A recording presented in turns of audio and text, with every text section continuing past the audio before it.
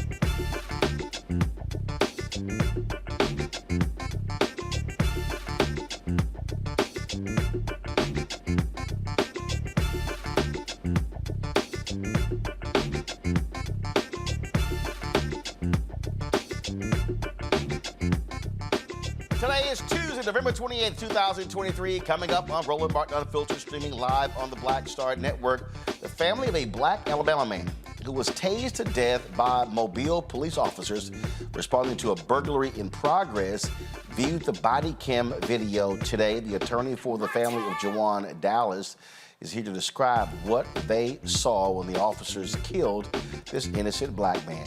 8 Ohio police officers who fatally shot Jayland Walker have been cleared by internal police investigation, saying they did not violate any police policies.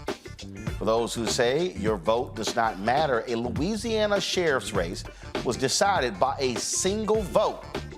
Yes, one vote, and the black candidate was elected. He is the only black sheriff in the entire state.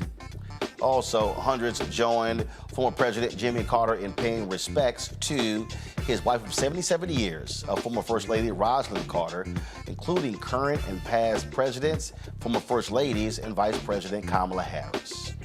We'll talk about that and more. It's time to bring the funk on Roland Martin Unfiltered on the Black Star Network. Let's go. He's got it. Whatever the miss, he's on it.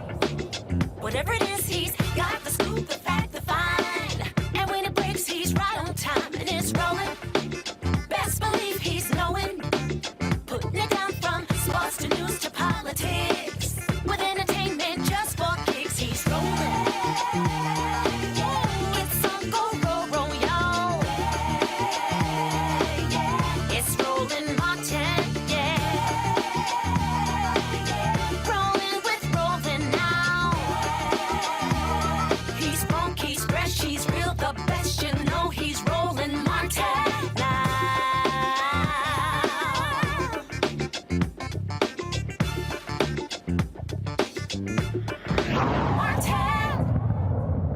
On July 1st, 36-year-old Jawan Dallas was tased to death by police officers in Mobile, Alabama. They mistook him for a burglary suspect. The body cam video has not been released publicly, but Jawan's family and the attorneys viewed the disturbing video today. Harry Daniels is representing the family. He joins us from Atlanta to describe what they saw in the video. Harry, glad to have you back on Roland Martin Unfiltered. First of all, let's just deal with this here. Okay, so describe for people what happened. How did they mistake Jawan for the actual burglar? Well, Roland, that's very interesting, and thanks for having me on. It was a phone call, 911 call that was received of a possible burglary, a home invasion. During that phone call, it was discovered that it was not a burglary or home invasion at all. It just was a matter of somebody being on another person's property. At best, the police responded to one location where the location where the burglary took place was down the road. And the location where Jawan Dallas was located was about at least about 1,000 yards away, if not more, 1,000 feet away, if not more. But anyway, the police en route, they saw Jawan Dallas, and they saw another person standing outside down the street away from the phone call of the original complaint where a particular burglary or a home invasion or a trespasser took place. The first person they saw was Jawan Dallas. Another individual then accosted Jawan, and this other individual started questioning them. Jawan them tell them, we don't have anything to do with anything. We don't know anything. We have nothing to do with it. Eventually, they asked for IDs. One individual gave his ID. Jawan was in the process of giving his ID, but he was still being questioned about the potential burglary. So he was distracted at the same time trying to find his ID in the car and tell law enforcement he has nothing to do with anything. He don't know anything. He don't fit the description or anything. At some point, one of the officers tells Jawan, hey, get out the car. Okay? Jawan comply. He gets out the car. Once he gets out the car, he walks around the back of his car. He tries to take off running. At that time, he was tackled by one of the officers. Both officers engaged him. During that struggle, Jawan was complaining that he could not breathe. He was punched several times by officers, and he was tased at minimum that we know 6 times. We heard the taser discharge over 13 times. Roland, it sounded like somebody was being electrocuted to death. And in this whole process, Jawan, they eventually put him in handcuffs. He's laying on his back. He's telling the officers, I can't breathe. I can't breathe. I have asthma. Help me. Please help. In fact, during the altercation when he was being beaten by law enforcement, tased, you can hear him on the video crying out for help. Somebody help me. Help me. Bystanders saw this incident. They also made statements that the police did not have to tase or beat him like that. You can hear that on the video as well. Eventually, like I said, Jawan's placed in the handcuffs. He's begging for help. He told me he can't breathe. He has asthma. One of the officers telling him, shut the F up, or he's going to punch him in the stomach, or he's going to, multiple times. Jawan at some point tell them that he don't want to be like George Floyd. Eventually, another officer respond to the scene, a young black officer that was listening to Jawan and propped him up in a comfortable position so he could breathe. At some point, another supervising officer responded to the scene, told him roll over his back. When he rolled to his back, he continued to complain, I can't breathe, I can't catch my breath. Eventually, he was transported to a squad car where he continued to complain about unable to breathe. His chest hurt, he couldn't breathe. They were not, the ambulance responded. There was no sense of urgency or care for Jawan. They put a oxygen indicator on him to check his pulse and the oxygen intake. But he kept telling them over and over, I can't breathe, please help me, I'm dying, please help me. Eventually, he lost consciousness, and he never regained consciousness. They started chest compressions, and he died right there on that body camera. I mean, I keep saying this repeatedly on this show. How traffic stops lead to black men dying. You mistake the guy wasn't even involved. Roland, they didn't mistake him. And what happened? What happened? And so here's sort of how this mentality is. Oh, he takes off running, but okay, you got his car. You know how to track him down. Yeah. And here's the thing: it wasn't a mistake of identity as relates to him. The individuals who was crossing somebody's yard, the trespassers, alleged trespassers, they had ran in another direction. Jawan was telling them, hey, I saw some people running in that direction. So not only they knew he was not the one that was engaged in any trespassing, he identified, hey, this was the direction these people ran in. So, but they didn't believe him. You know, black man in South Alabama, you know, they didn't believe what he was telling them. During the investigation, they determined, obviously, that we already knew he had nothing to do with any trespass or burglary. The people who, in fact, made the phone call, they are the witnesses of this beating and tasing of Jawan Dallas. They are the ones who said you didn't have to do him like that. He had nothing to do with this. It wasn't him. But nevertheless, we have an innocent young man whose life cut down short, 2 children. Roland, you know, when I saw his video, you know, I've seen a lot of his videos. You and I have covered. You've covered a lot of cases that we have, a lot of different cases. This is probably one of the worst I've seen. And I don't say that lightly because I done seen some bad stuff in this line of business, but this is one of the worst ones I've seen. And to compound that, this man is completely innocent. Innocent. That's no matter how you slice it, you killed a person who was engaging in being lawful, simply being a citizen, wrong place at the wrong time. And in the state of Alabama, he was not required to produce his identification. The statute is very clear. Even if he was suspected of a committed crime, and he was not suspected of committed a crime, the only thing he had to present was his name, address, and the purpose for why he was there. That's it. That's it. That's what law requires in Alabama. But no, that was not the case. They demanded his identification. Like you said, he was in a process, but they escalated the situation. The district attorney took a position and said he engaged. I told him that was a damn lie. We saw the entire video. And one of the hardest videos that I had to watch as a lawyer with the family. You can imagine me as an attorney watching the video and his mother and his father watching this video and seeing that child basically getting beaten and tased to death. Another, innocent brother dead. And what's the state of those officers? Well, immediately they was on. I think it was on administrative leave for about a week. They were cleared.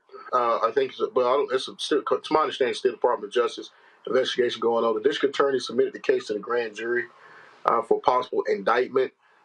Roland, that means nothing to me because at the end of the day, in the autopsy report, even though it says manner of death or cause of death was accidental, it says the contributory factors were law enforcement engagement. If law enforcement was unlawful, so unlawful engagement, and as a result, they contributed to his death, then you got an innocent man where they contributed to his death and they shouldn't have been charged. The DA wasn't trying to seek charge. He basically punted, gave it to some citizens with a whole bunch of things for them to try to consider and brought the people in to testify in the defense. Probably the officers, medical examiners who said the manner of death was accidental, but at the same time, even if that manner of death is accidental death and there was a designed purpose to kill him, you contributed to his death by your interaction that was unlawful.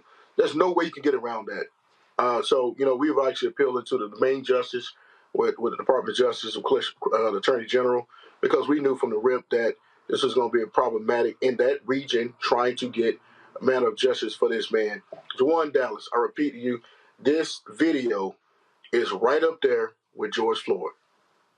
The only difference is that you have an amateur in George Floyd who recorded it. Here in the state of Alabama, Alabama does not, body cameras are not considered public record.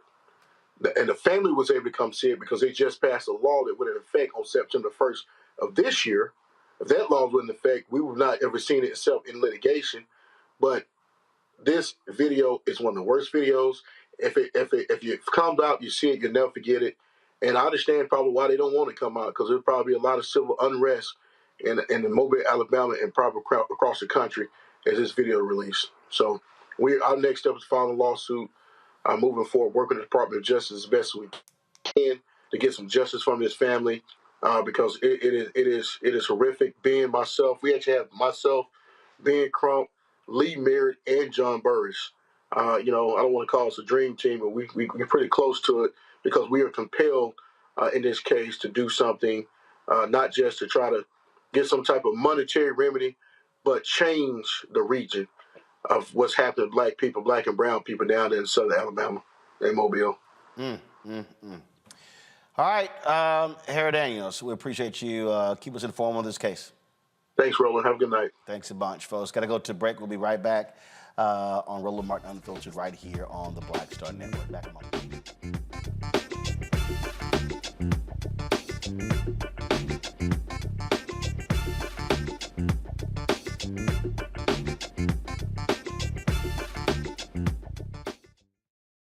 Hatred on the streets, a horrific scene, a white nationalist rally that descended into deadly violence. White people are losing their damn minds.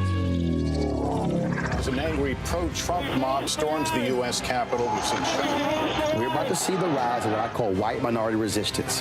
We have seen white folks in this country who simply cannot tolerate black folks voting. I think what we're seeing is the inevitable result of violent denial. This is part of American history. Every time that people of color have made progress, whether real or symbolic, there has been what Carol Anderson at Emory University calls white rage as a backlash. This is the rise of the Proud Boys and the Boogaloo Boys. America, there's going to be more of this. Here's all the Proud Boys, guys. This country is getting increasingly racist in its behaviors and its attitudes because of the fear of white people. The fear that they're taking our jobs, they're taking our resources, they're taking our women. This is white fear.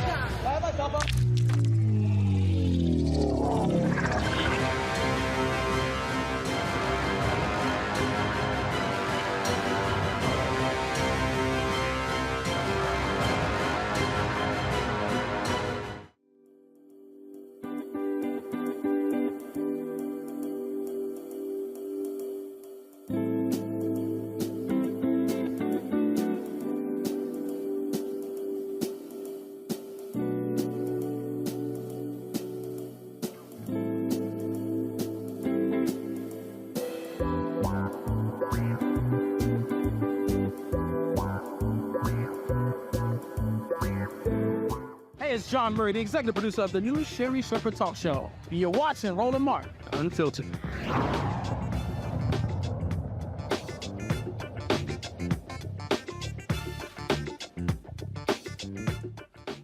All right, folks, my panel for today is Joe Richardson, the civil rights attorney out of Los Angeles, Randy Bryant, DEI disruptor out of D.C., Jawan Walker, founder, Context Media out of Atlanta. Joe, we opened the show last night.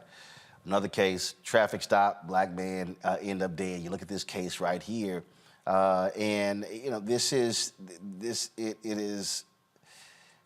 the thing that I think is hard for people to understand. That when we talk about police reform, when we talk about what didn't get done, when we talk about qualified immunity and the need to lift that. And we saw what happened last year when Senator Tim Scott, Senator Lindsey Graham didn't move on police reform in the Senate, passed the House, go through the Senate. They can't find 8 Republicans. But this is where I also say to external organizations where we can't give up the fight. This is where that pressure, that sustained pressure must continue to be there. And it is amazing to me that I hear people, and I get it, say they're frustrated that Biden-Harris didn't get it done. But a lot of folks have just sort of, all right, these things happen and we go back to business as usual. No, the only way you're going to get the George Floyd Justice and Policing Act to become law is there has to be sustained public pressure. Where did it go? Well, you have to stay consistent, right? A lot of times our problem is we are often motivated to do something as it pertains to voting by a circumstance.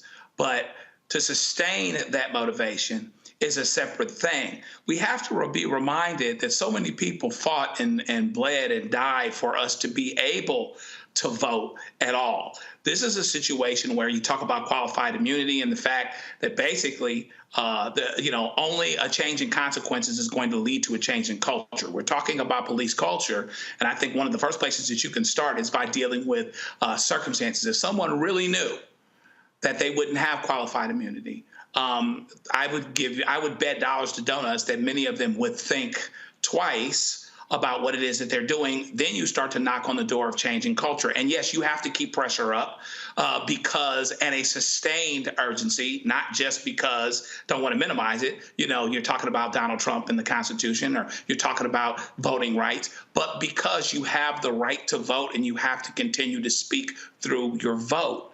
It is a very difficult thing. I'm glad that they do have the family has the ability to see the tape. The attorney has the ability to see the tape. They'll have to bring their litigation and see what happens. And I hope that there is enough outcry with citizens that if this were to go to trial, the fear that it may go to trial and people may make an exception for their own rule would allow some measure of justice on the civil side. We'll see what happens on the criminal side. Randy, I'm going to go back to the question I said to Joe. And again, I'm thinking back to the massive protests, Black Lives Matter protest, people taking to the streets all across the country. I'm thinking about what took place in the wake of the death of George Floyd.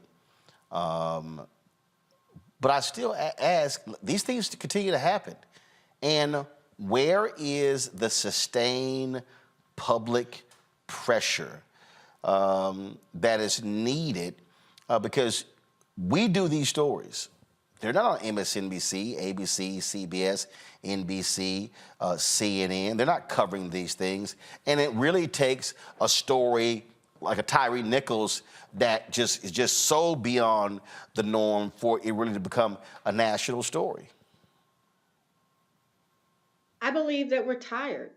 Roland. I mean, the sad thing is that we are fatigued and we can't get tired. I mean, it's easier said than done, because as Black people, like, we're running marathons. People are walking to work, and for us just to get out of bed and go to work and live a basic life, it's like running a marathon with bricks on our back. And so when we're having to pay attention so much just to get treated decently, for our loved ones to be able to stay alive, I believe that we just look down for a moment, or we sit down for a minute and put our bricks down for a minute. And I guess we cannot afford to, because this country doesn't allow us the break.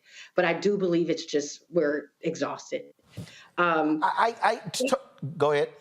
I was just going to say, and can we get rid of the whole concept of internal investigation? I know you didn't ask me that question, but I'm so sick of the police being able to police the police. It is. I mean, where else is that done? So the internal investigation crap just needs to be completely wiped out and illegal. Taron, I understand exhaustion. But what I also understand is that previous generations, 3, 5, 10, 15 years, they understood that you got to stay with it. And I just think that there are people who just, this was going to get done.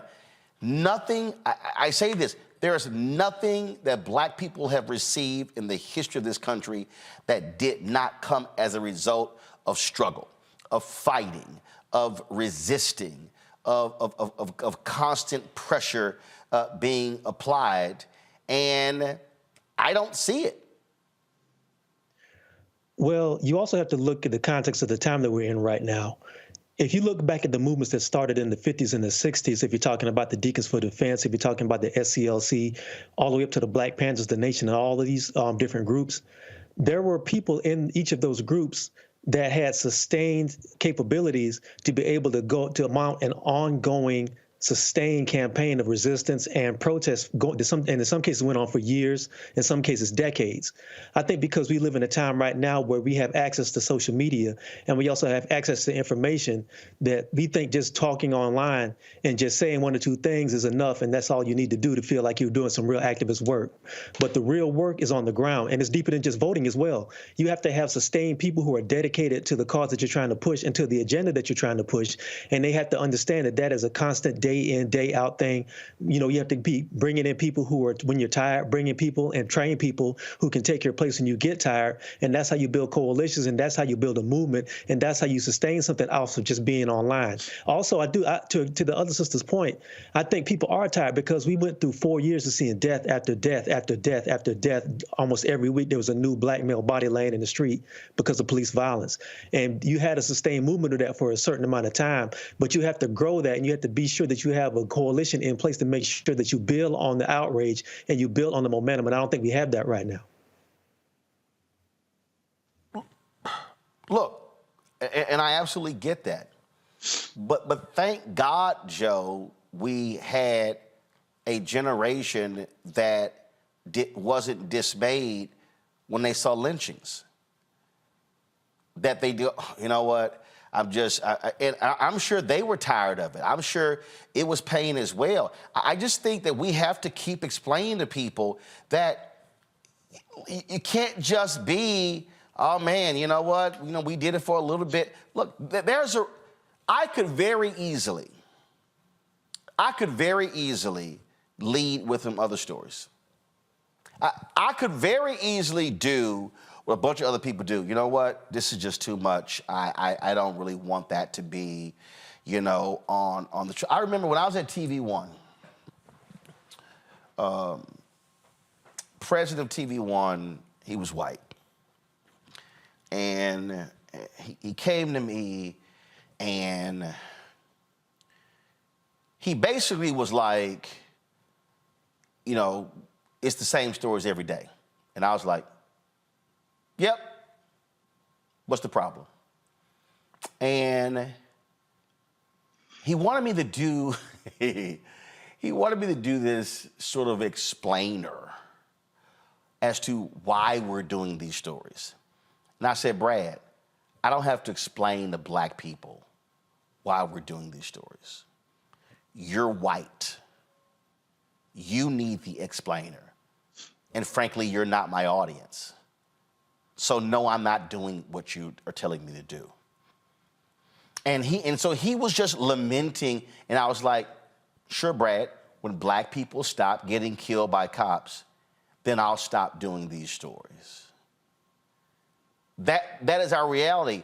But I've had people, oh, it's traumatic, it's porn, it's violence porn. I've heard all this sort of stuff. And my response is, so we should act like it didn't happen? So, I mean, I've got text messages from family members saying, hey, my child was killed in a prison in Texas and it's a cover-up. And I get the emails every single day. I just think that this generation is going to have to buck up and understand that if it takes pressure for a decade, that's what is needed. But we can't just, oh, I'm just so tired, then I just give up. We live in a microwave world now. Everybody likes what needs to happen, what they want to happen quickly. Their church quickly, their food quickly, their change quickly. All right. We're technologically advanced. We can get to voters and do things that we could never do. But the best contact with voters is what? Knocking on the door. It's still the best by far. This young generation, I think, needs strategy. If you look at the previous generations, there were a couple things. There was strategy, there was a moral component, and there was also a unifying theme. You might not have liked the brother next to you, but neither of you could eat here, neither of you could go to the bathroom here, and neither of you could stay here. Unifying thing. Boom. The Montgomery bus boycott choked people economically, choked the city economically, but also moved the hearts of people as well. And so one of the things that we need to be reminded of, church has that old song that said, I don't feel no ways tired. There's a suggestion there that the body can be tired. We have to do these things over and over again. We have to stay there. But even the Bible says tribulation worketh patience. And so we have to take ourselves out of this microwave mentality where we expect everything to be able to happen quicker. Some things are going to happen slower. You can look at the arc of history. Every time blacks make a significant advance, there is an incredible backlash. I think that's what's happening now. The Trump generation, et cetera, and all these other things. Other things are as well, but this is what's happening right now. And the only thing you can do is be patient and work it. It's not going to happen overnight. We 400 years into this thing. It's not going to happen overnight, but we have to stay at it.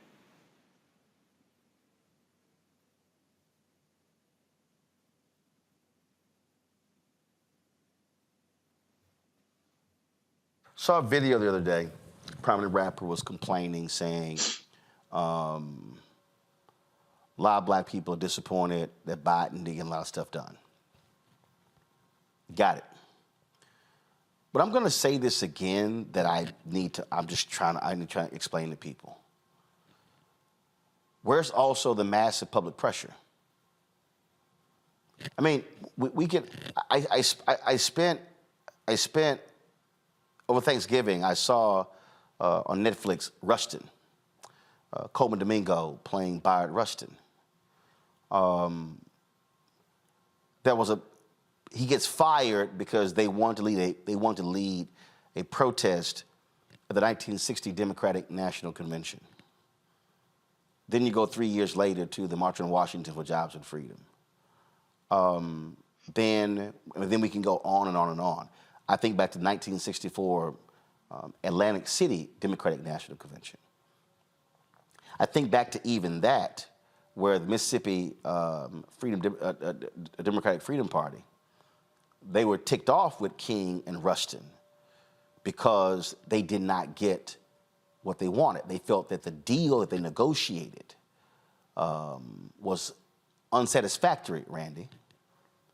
But they made clear, But in 68, there are not going to be any segregated delegations. They kept fighting.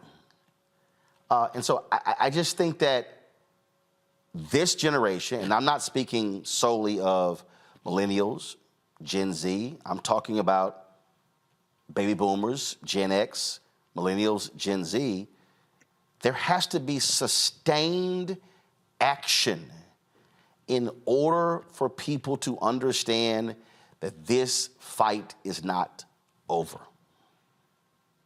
You're right. You are absolutely right. I don't think anybody can argue against what you're saying. I think what's missing now is, one, information. I mean, what makes this show, what makes you so needed is that you tell us the deal. We learn what's happening.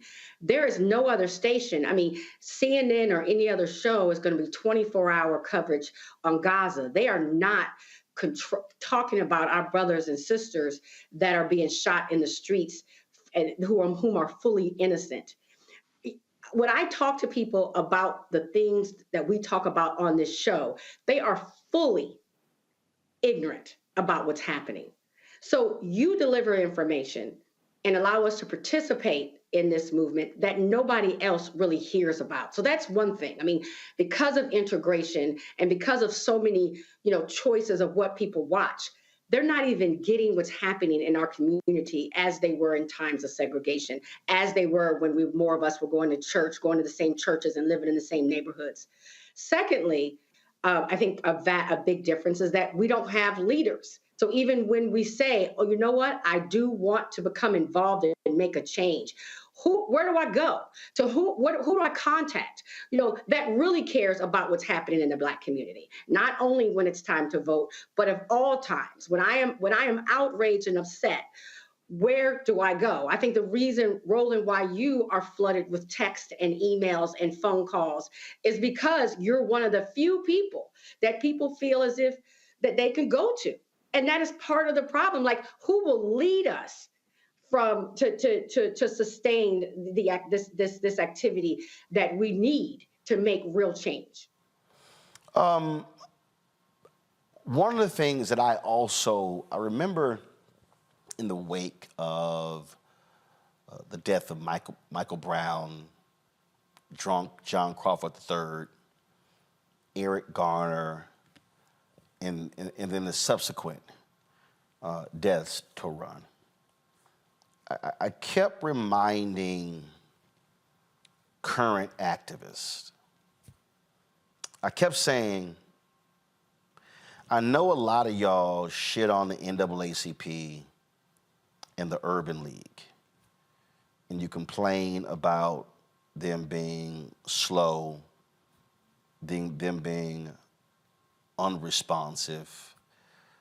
I said, but there's a difference between them and SNCC and CORE and even the Black Panthers. I said, they're still here.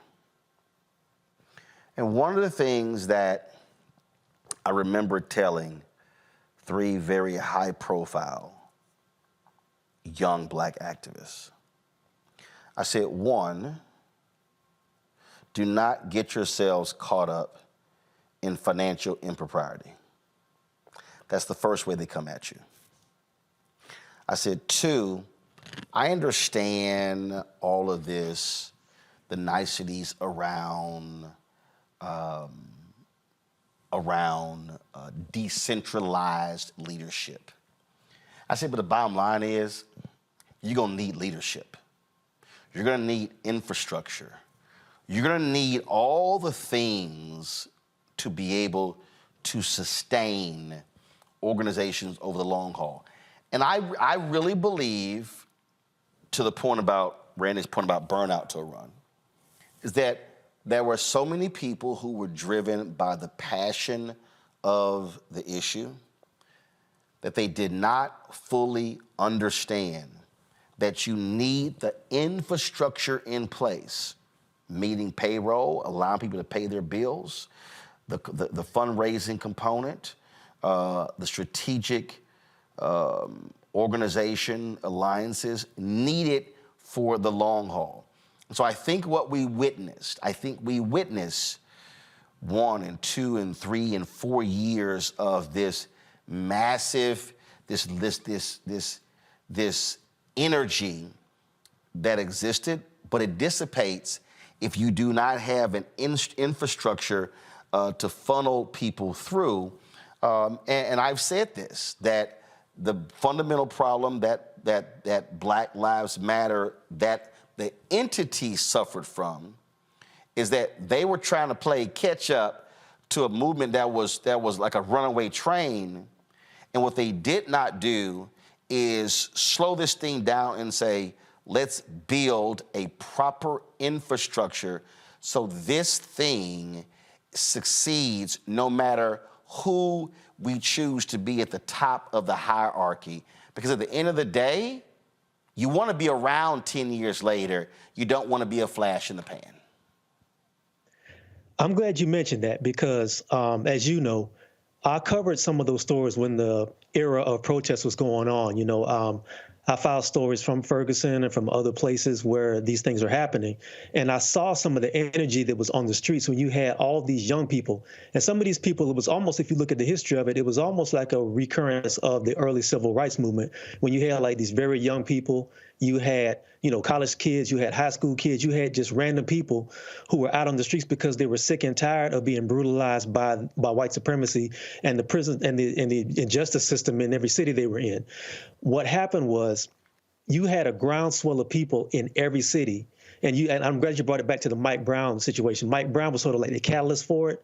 But it goes even back to Trayvon, but Mike Brown was sort of the catalyst. And then going back to what I said earlier, where there was this period where like every week there was another young Black man who was dying at the hands of police. And every city you saw something happen, whether it was Baton Rouge, whether it was Minneapolis, whether it was other cities. And you saw these massive outpourings of people on the streets. And then when George Floyd happened, that was the catalyst that made that fight go around the world. There were people around the world who were horrified and outraged at what happened to that man's life and how it was taken from him. That was the time when that momentum could have been used to be channeled into actual infrastructure where we're saying, you could tell the world, this is what we've been fighting about for the last 4 to 5 years. This is the culmination of it, and now you can understand it. So now what we have to do is build a machine so we can take our anger and we can take our rage and we can take our frustration and move it into places where we're doing community work in every city, where we're doing actually legislative work, where we're speaking truth to power. If we have to march on the state capitals, if we have to march on city halls, if we have to march on police stations, that's what happened. And some of that happened, but what happened was a lot of that energy got dissipated, as you said, in those outward movements, and nothing was really built. There was a lot of infighting, there was a lot of frustration, there was a lot of backbiting going on behind the scenes that affected some of the movement that was going on the ground. And, you know, when I think about it, man, it's really heartbreaking because I tell people all the time, 2020 was the year where we had the ear of the world, almost like what you see what's going on with the Palestinians right now around the world, where they have the ear of the world and people are outraged at what's going on there. Black people had the ear of the world at the death of George Floyd, and that was dissipated because of backbiting, infighting, and a lack of infrastructure and a lack of forward thinking, and it's really sad.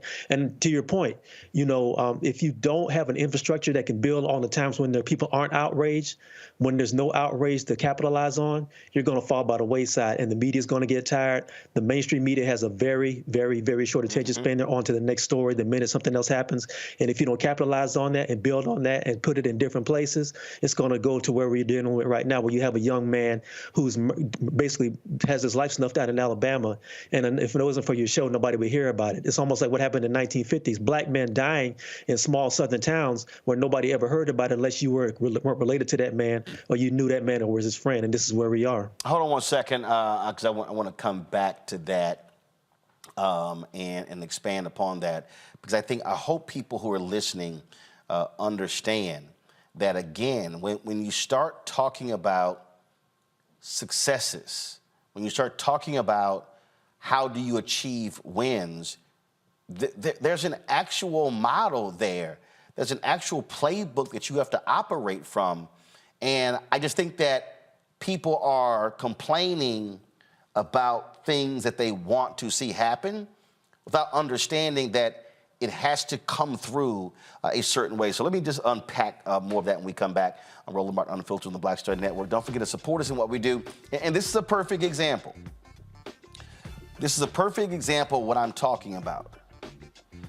You cannot King understood this. Julian Bond understood it. John Lewis understood. They all understood it. You cannot achieve any of this without media. On that wall in my office, that salute to black-owned media. When you see on that wall, Chicago Defender, Pittsburgh Courier, Ebony, Jet Magazine, and on and on and on. That's how we were able to sustain it.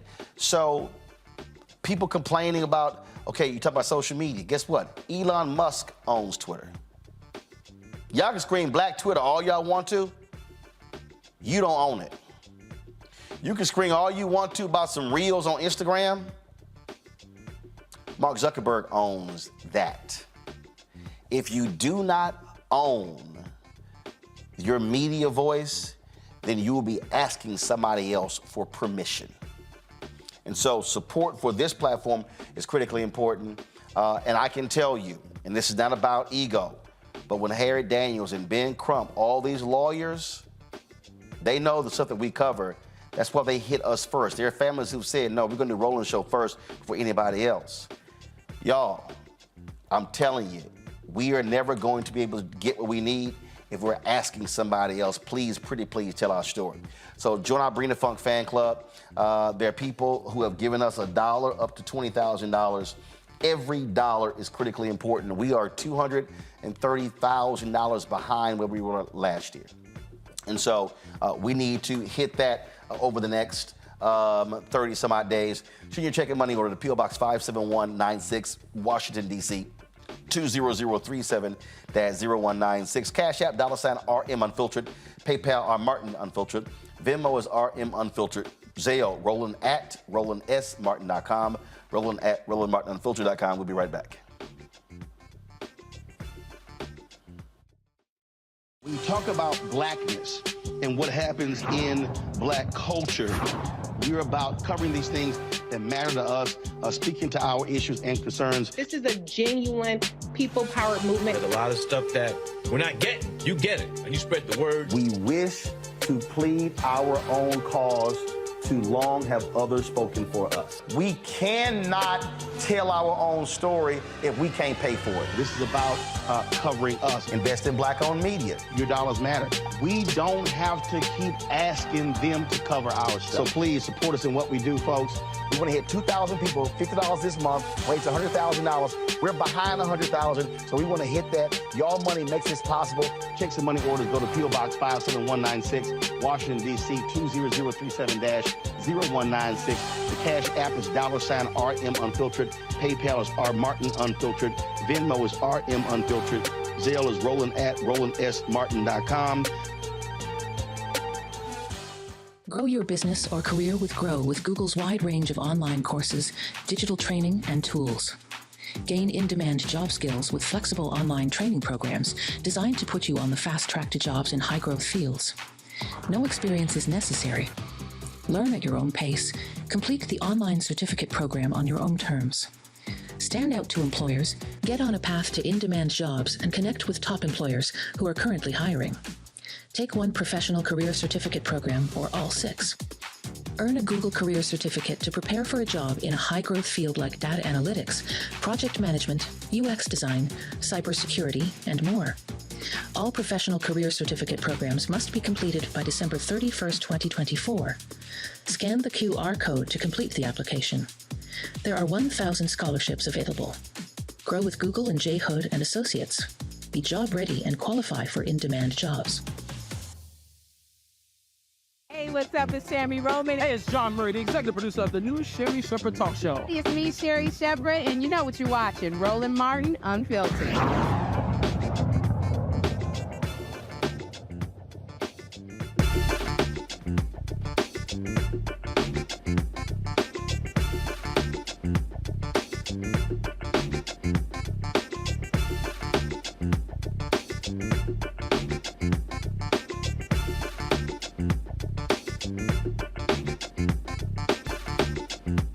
All right, folks, welcome back to Roland Martin Unfiltered. We have, you got elections that are always taking place. In fact, December 9th, there is a runoff in Houston for mayor. State Senator John Whitmire is running against Congresswoman Sheila Jackson Lee. Monday was the first day of early voting for that. And one of the things that Cliff Albright, Latasha Brown, co-founders of Black Voters Matter, they always tell us is that they do this work 365 days a week. It's just not during elections. And I think the same thing has to apply when you talk about public policy. I've said this here, Randy, that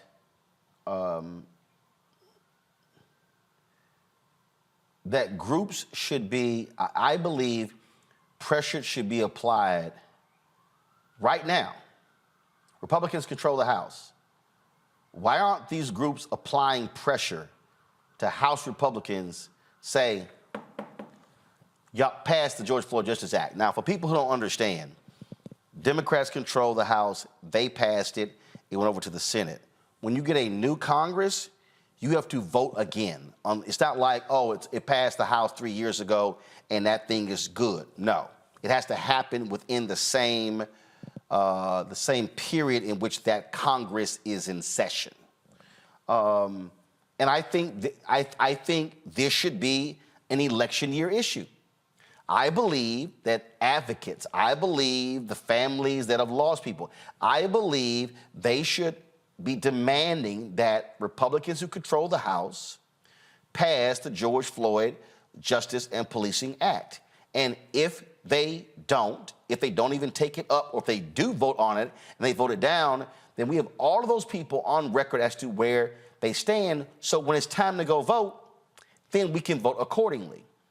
I don't believe it should just be, well, when Democrats control the House and, well, we couldn't get it, so, okay, that's it. No, you keep going back to the well. I mean, I am thankful that Black people, when it came to the Voting Rights Act and the Civil Rights Act, didn't give up.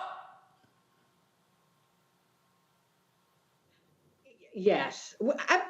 If I'm honest, I believe that we're scared. I believe that the way that just wanting Black lives to matter, the way that when we advocate for us, we are considered to be dangerous or, just somehow not politically welcoming, or we are tagged and we're scared of it. I believe that even this average person going to work every day to advocate or to say that you're interested or concerned about what's happening in the Black community, that just something as simple as Black Lives Matter, is that we are scared of what the blowback is. We saw how much people fought back against us just asking to stay alive and to be safe, just asking to be treated and protected by the people who are supposed to protect us.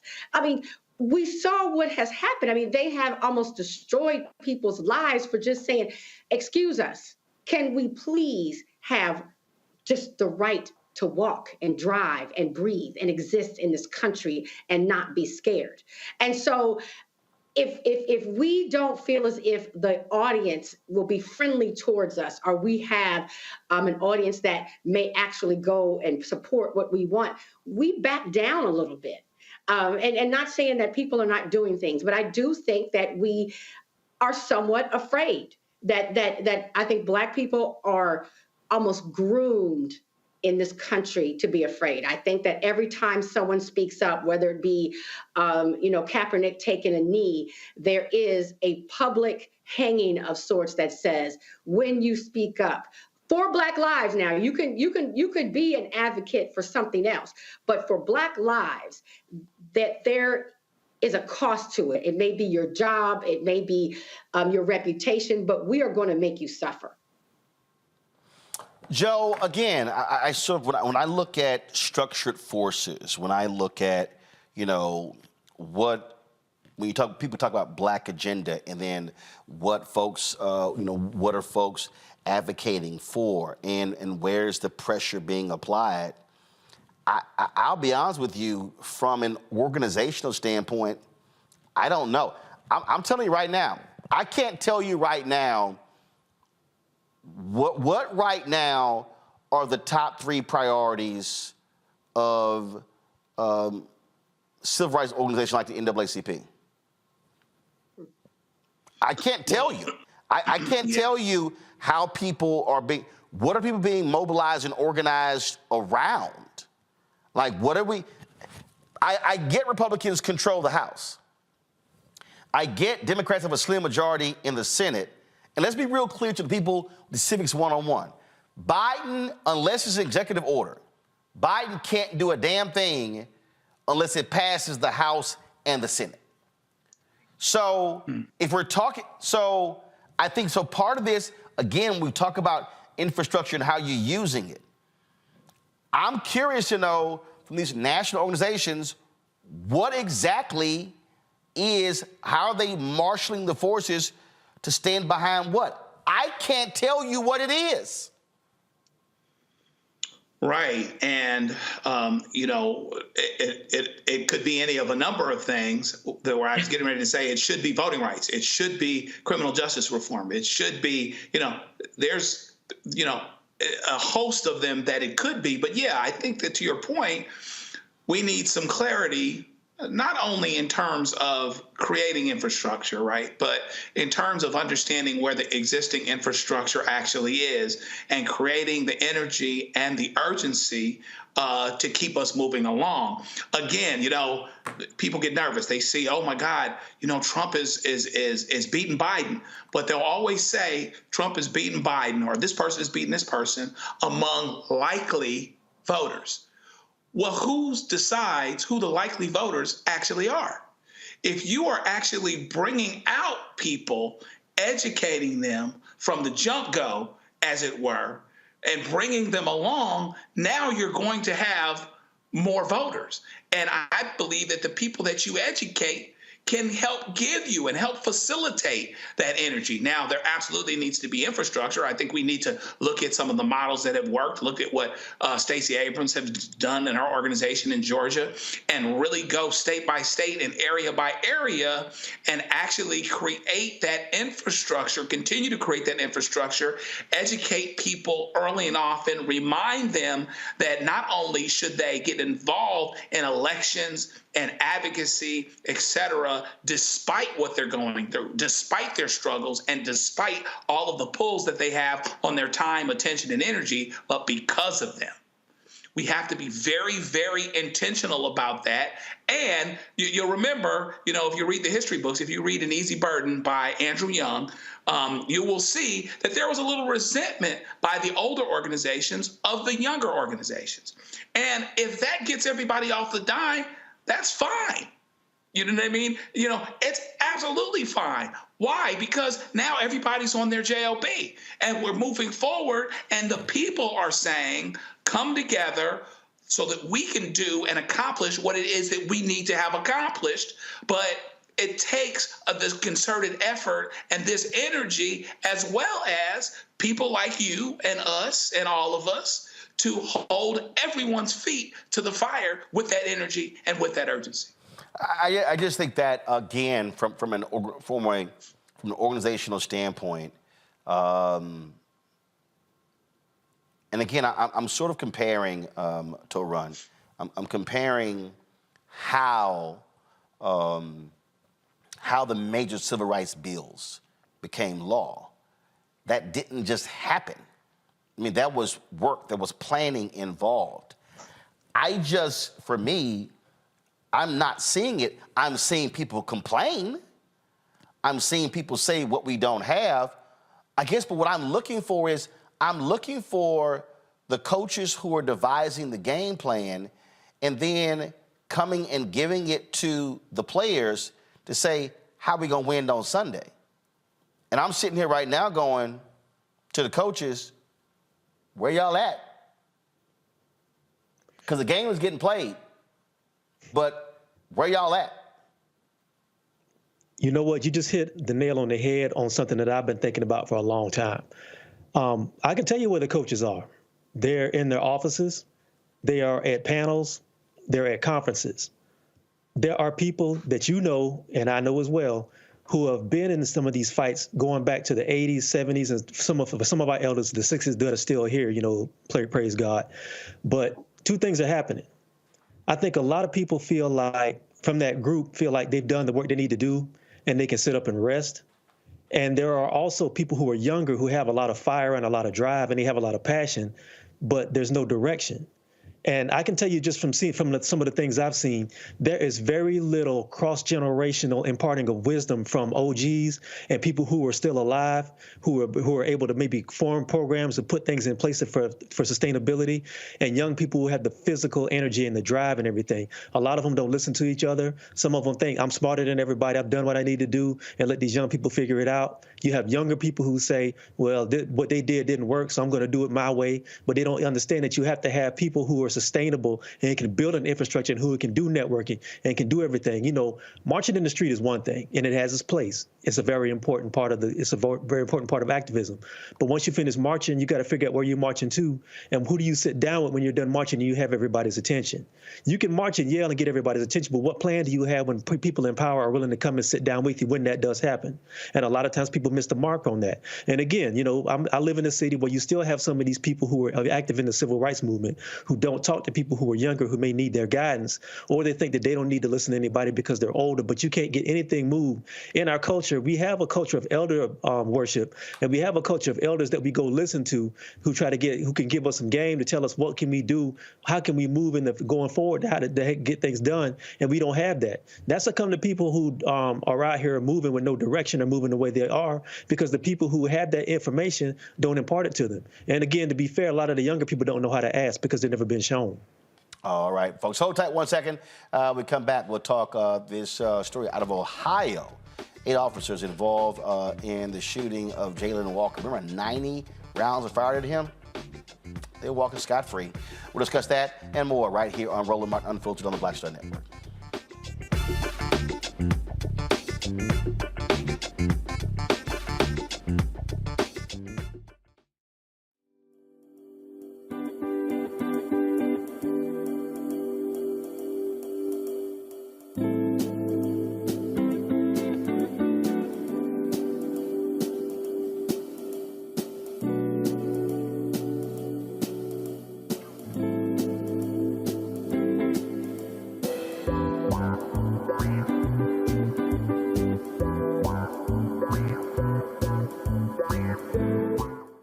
Barnes, and this week on The Frequency, we talk about school to prison pipeline, book bans, and representing for women's rights. The group Moms Rising handles all of this. So join me in this conversation with my guest, Monifa Bandelli. This is white backlash. This is white fear that happens every time Black people in the United States help to walk the United States forward towards what is written on the paper. Right here on The Frequency on the Black Star Network. On the next Get Wealthy with me, Deborah Owens, have you ever had $1 million idea and wondered how to bring it to life? Well, it's all about turning problems into opportunities. On our next Get Wealthy, you'll learn of a woman who identified the overload bag syndrome, and now she's taking that money to the bank through global sales in major department stores. And I was just struggling with 2 or 3 bags on the train. And I looked around on the train and I said, you know what? There are a lot of women that are carrying two or 3 bags. That's right here on Get Wealthy, only on Black Star Network. I am Tommy Davidson. I play Oscar on Proud Family, Louder and Prouder. Right now, I'm rolling with Roland Martin, unfiltered, uncut, unplugged, and undamn believable.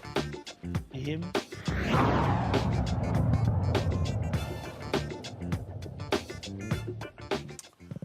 The 8 Ohio police officers who shot more than 90 rounds at Jayland Walker have been cleared of any wrongdoing. Akron Police Department's internal investigation concluded that the police officers who shot and killed Jayland didn't violate police policies. Chief Steve Milet said in an executive summary that the facts and circumstances of the tragic shooting show that the officers had an objectively reasonable belief that Mr. Walker was armed and by his conduct presented an imminent risk of serious bodily injury or death to them and or their fellow officers. Walker was shot by police on June 27, 2022 after fleeing, first in his car and then on foot. He was unarmed as he ran away, but a state investigation found that he fired a gun out of his car window while fleeing. A gun was recovered in his car after he was shot and killed. A special grand jury declined to indict the officers for any criminal offenses. Jayland's family has filed a civil lawsuit. Folks, let's talk about Louisiana, where a sheriff's race in Louisiana is all the proof you need to know that your vote, one vote, does indeed count. Democrat Harry Whitehorn and Republican John Nicholson faced off in the November 18th runoff election. Results that night had Whitehorn receiving 21,621 votes, while Nicholson got 21,620. After Monday's recount, Whitehorn still remained victorious by a single vote, 21,624 to Nicholson's 21,623. Nicholson filed a lawsuit in Cato District Court to declare a victor or order a new runoff election. The petition is set to be heard on Thursday. I don't think there's any other way to run to show people elections matter. There are 63 sheriffs in Louisiana. 57 are white men. This brother here is the only black sheriff. He wins by one vote. You know, that's got to be rough to lose by one vote. It's like something you see in a movie, or like Caddyshack with a ball gobbler sitting on the top of the on the top of the hole before it rolls in.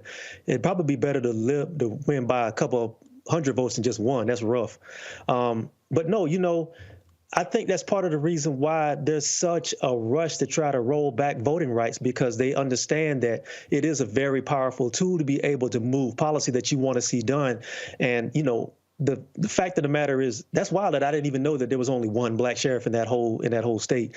But no, I think if you keep people from voting, if you keep people from exercising the power they have, if you keep people discouraged, this is the sort of thing that happens where you have people who may not want to go out and exercise their power. They may not want to. They may want to stay home because they feel discouraged. So I'm just glad to see that brother won, man, and I'm glad to see that it does show. It is a perfect example of the power that one person can have. Indeed. And so for the people out there, Joe, who say, man, it don't matter, it does. It absolutely does. And you have to really pay attention. I mean, you know, Louisiana is a whole lot more black than 1 out of 30. OK, it's probably close to half black. I don't have the statistics in front of me, but I think that there's this suggestion by the fact that you have so many white electeds, even in areas where there are a lot of non-white people, that somehow we are outnumbered. But the fact of the matter is, and this is something that they understand, those that, you know, are arguing just in the courts and trying to shape the courts and not so much the electorate, that they know that they're outnumbered in a lot of places already and getting ready to be outnumbered elsewhere. And so if we really understand this for what it is, and we vote en masse the way that we can with that urgency, you know, I want to understand what the secret sauce is, because this brother really got voters to come out. My sense is, including voters that would support him, because him winning this is suggested to be an unlikely scenario, but it doesn't have to be as unlikely as it has been if people understand that their vote counts. One vote made the difference. They did a recount. Each person got another 3 votes. He still wins by 1 vote. Everybody knows that their vote matters, and we have to quit accepting the suggestion that our votes don't matter just because we see who the electeds are. We can change that, and we actually have the demographics in order to change it, but they seem to know it better than we do. You know, we talk about this constantly, Randy, and I think it back to, again, North Carolina, Sherry Beasley. losing the state Supreme Court justice race by 400 some odd votes. Trayvon Martin's mother, Sabrina Fulton, when she ran for commissioner in Miami-Dade, she lost in the primary, I think it was about 350 some odd votes. And so every vote matters. So when people don't show up, this is how individuals are winning. And then we complain about policies, but when you vote, you're putting the people who you want in office. Right. We cannot be discouraged to be ambivalent, right? We must not, I know sometimes, like I said earlier, it feels as if it's so arduous just to be Black in this country, but we cannot allow ourselves to become ambivalent and not participate in the process. As we keep saying, each vote does matter. And once we really ingest that and believe in that, we can continue to change the world for us. Oh, well, and again, so hey, folks, if you need any other reasoning, brother won by one vote, a single vote. Folks, in New Mexico, Republicans are unhappy with the state's highest court for upholding the newest congressional map. In September, 9th Judicial District Judge Fred Van Solen ruled that the redrawn map did not entrench the Democratic Party in power and did not violate the New Mexico Constitution. Monday, the 5 justices on the New Mexico Supreme Court affirmed Van Solen's ruling. The Republican Party of New Mexico argued that Van Solen made an error when he ruled that even though the new map substantially diluted Republican voters, that dilution was not egregious enough to entrench the Democratic Party in the state's 2nd congressional district, and therefore it is constitutional. This is the thing here that when I talk about battles that are going on, these battles are happening, Randy, in the courts. And so our legal groups, they are fighting it out. But this is where, again, you need your legal groups in the courts, but you need your other folks in the streets. All of these things work together. Yeah, absolutely. And we have to pay close attention because they are trying every way possible, as we see, we're talking about the Supreme Court, to ensure that this redlining continues and to ensure that our people don't get a fair chance at winning anything. Because by numbers, we would win so much if things were done fairly. They have decided to cheat. And that's just, there's no other way we can say it. And so we must ensure that our courts are and that goes by voting too, that our courts are in a position to be fair and when these decisions need to be made, and that we on the streets are ensuring that people are paying attention and that then we are showing up to vote when it's time. Again, I call this civil warfare to run, and we're seeing it in New Mexico, we're seeing it in Georgia, in Alabama. We're seeing it all around the country because Republicans are banking on. They're banking if they can redraw these lines that guarantee them victory. I saw a story that said in Mississippi and Louisiana, where you had so-called competitive races, there was a 10-point gap between the Republicans winning and the Democrats losing. Basically, they have guaranteed themselves victories. I say this a lot. Republicans, for all their faults and all the things that people may not like about the Republican Party and their operatives are very, very good at ground game and long game. What we're seeing happening now, the rules and the things that we're dealing with were put in place in the 1980s. Ever since like the sister said earlier, anything that benefits the poor and the working class and Black people in general, the Republicans will put infrastructure in place to start trying to claw back everything that we gained legislatively. And if they can't do it through nefarious means, they'll do it through gerrymandering. They'll do it through assassinating the character of potential candidates, potential threats. They will pour money into campaigns and into PACs that will ensure that anything someone tries to gain for Black people gets pushed back to the point where they can't fill their war chest. These are the things that have to happen. And a lot of this stuff is done in silence. Going back to your point about the importance of having media to shed light on a lot of these these things, because a lot of these things, like the race in Arizona, a lot of the things like the sheriff you just spoke about, these things happen on the quiet. They happen, and a lot of times people who are hard right, they bank on the fact that people don't have the time to be able to inform themselves about these things, and then they bank on the fact that they can put out a narrative that turns people away from even investigating these sorts of things. And these are the things that happen when you don't pay attention to things. Things can get taken out from under you. So these things have to have light shed on them, and we have to be vigilant about it. All right, folks, hold on one second. We come back. You can always expect foolishness when Senator Ted Cruz and Senator John Kennedy of Louisiana are involved.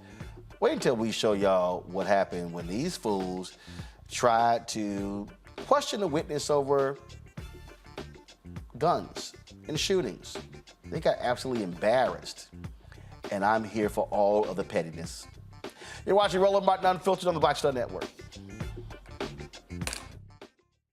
Next on the Black Table, with me, Greg Carr, working under the constant threat of violence. Nearly 50 bomb threats over dozens of HBCU campuses. In 2022, we'll talk to our HBCU Master Teacher Roundtable about the stress, the strain, the frustrating lack of answers, and real community-grounded solutions to the threat of violence we face at HBCUs today.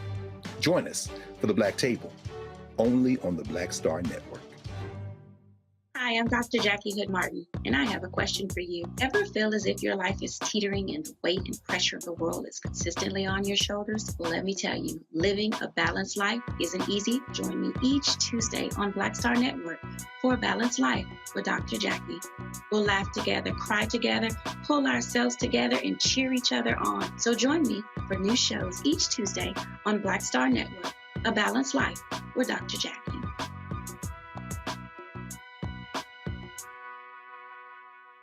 When you talk about blackness and what happens in black culture, we're about covering these things that matter to us, speaking to our issues and concerns. This is a genuine people-powered movement. There's a lot of stuff that we're not getting. You get it, and you spread the word. We wish to plead our own cause. Too long have others spoken for us. We cannot tell our own story if we can't pay for it. This is about covering us. Invest in black-owned media. Your dollars matter. We don't have to keep asking them to cover our stuff. So please support us in what we do, folks. We want to hit 2,000 people, $50 this month, raise $100,000. We're behind 100,000, so we want to hit that. Y'all money makes this possible. Checks and money orders go to P.O. Box 57196, Washington, D.C. 20037-0196. The Cash App is $RM Unfiltered. PayPal is R Martin Unfiltered. Venmo is RM Unfiltered. Zelle is Roland at RolandSMartin.com. Farquhar, executive producer of Proud Family. You're watching Roland Martin Unfiltered.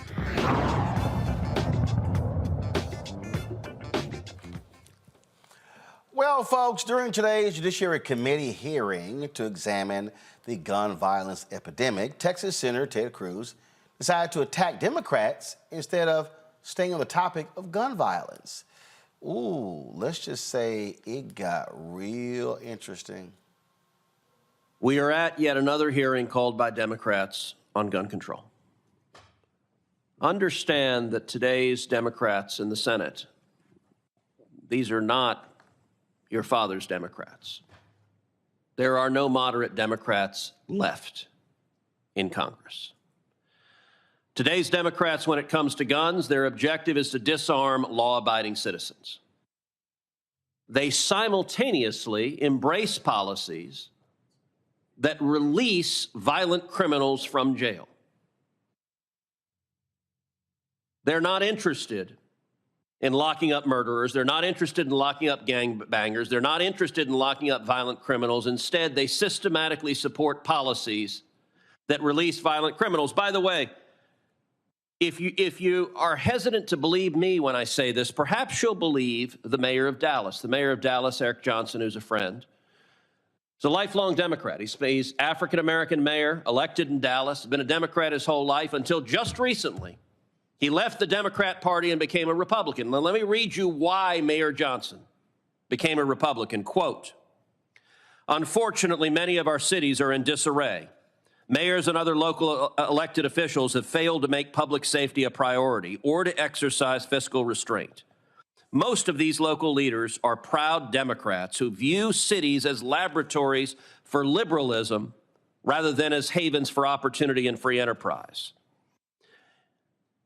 Too often, local tax dollars are spent on policies that exacerbate homelessness, coddle criminals, and make it harder for ordinary people to make a living. And too many local Democrats insist on virtue signaling, proposing half-baked government programs that aim to solve every single societal ill and on finding new ways to thumb their noses at Republicans at the state and federal level.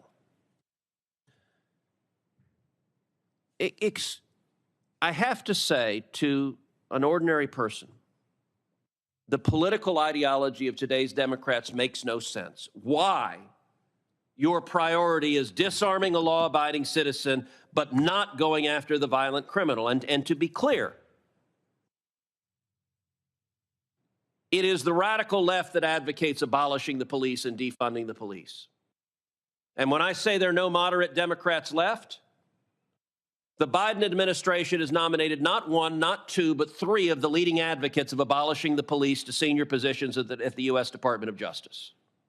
Every single Democrat on this committee voted to confirm every single one of them, but not just on this committee. Every single Democrat in the United States Senate voted to confirm all three of the Biden nominees, including Rachel Rollins, nominated to be the U.S. Attorney in Massachusetts, one of the leading advocates of abolishing the police, as a local prosecutor. She put out a list of violent crimes that she wouldn't prosecute. You know what? We're not having a hearing on the impact of Soros prosecutors releasing violent criminals from jail. We're not having a hearing on carjacking in Washington, D.C., because the Democrat City Council lowered the penalty for carjacking, lowered the penalty for murder. We're not having a hearing on Congressman Henry Cuellar, a Democrat from Texas, who was carjacked in Washington, D.C. at 9:30 at night.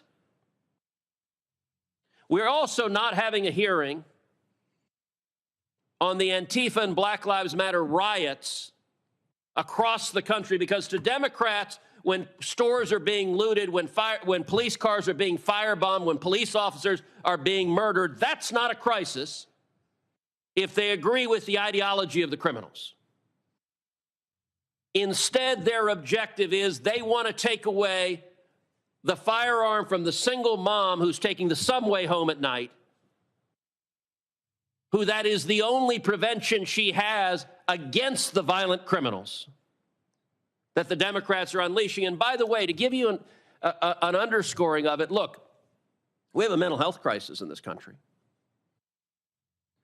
I've repeatedly introduced legislation to improve school safety, to invest to double the number of police officers in schools. Democrats objected. To invest $15 billion in mental health counselors in schools. Democrats objected. Their priority is not stopping the criminals.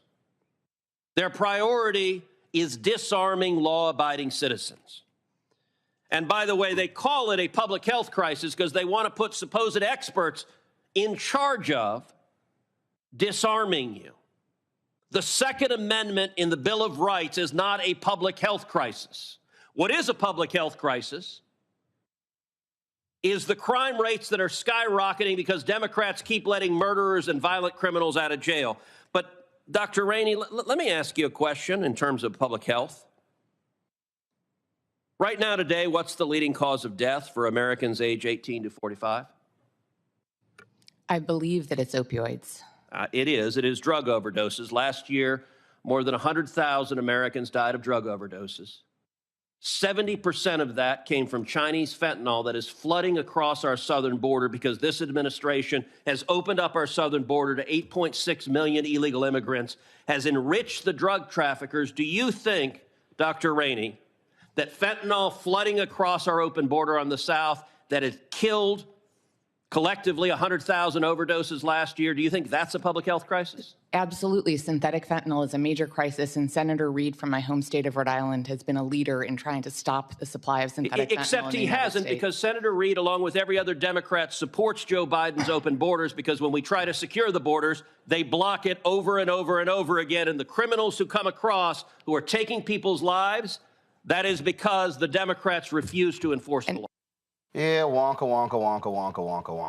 But if you think that's a fool right there, wait till you hear this fool, Senator John Kennedy of Louisiana, who tried to come after that witness, Megan Rainey. Roll it. Let me ask you this.